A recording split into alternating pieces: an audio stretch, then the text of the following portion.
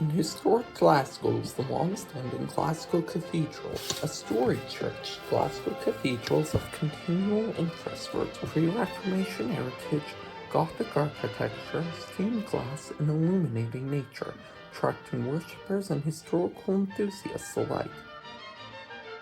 The early foundations for Glasgow Cathedral were laid down by St. Mungo, and sometimes the cathedral is referred to as St. Mungo's Cathedral.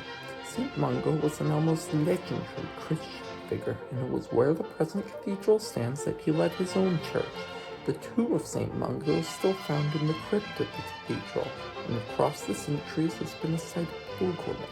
Men from Edward I to Robert the Bruce have made the trek to pay respects to St. Mungo. It was during the medieval times, in 1197, that the present cathedral was built and became a prominent Catholic stronghold and seat of the Archbishop of Glasgow. Monks would spend their days in dimly lit rooms illuminating manuscripts, some of which can be viewed today. Meanwhile, the cathedral existed as a background for those wanting the Scottish throne, such as the meeting between Robert the Bruce and Bishop Robert Wishart, who followed Robert the Bruce to Scone, where he became King Robert I.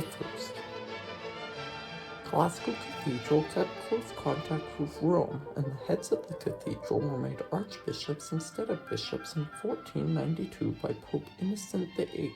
It was also in the 15th century that the University of Glasgow was founded with the approval of Pope Nicholas V and was a part of the cathedral. The University of Glasgow is one of the British Isles' 7 ancient universities, and were only than Oxford, Cambridge, and St Andrews. Safe to say, the University of Glasgow outgrew its cathedral premises, moving out in 1563. With the strengthening of the Scottish Reformation, the last Catholic Archbishop James Beaton fled to France, allowing a Protestant takeover. Many Catholic furnishings and references were stripped, but every architectural admirer has to be thankful that the cathedral wasn't destroyed like others. Although the cathedral's eventual absorption into the Presbyterian Church of Scotland meant that it was technically a church only, Glasgow Cathedral is still called such because of its architectural heritage.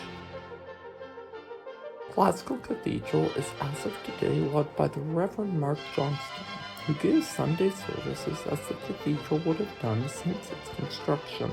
There is a professional choir associated with the cathedral, whose members' expertise enhance devotional services, alongside the great 4-manual organ present.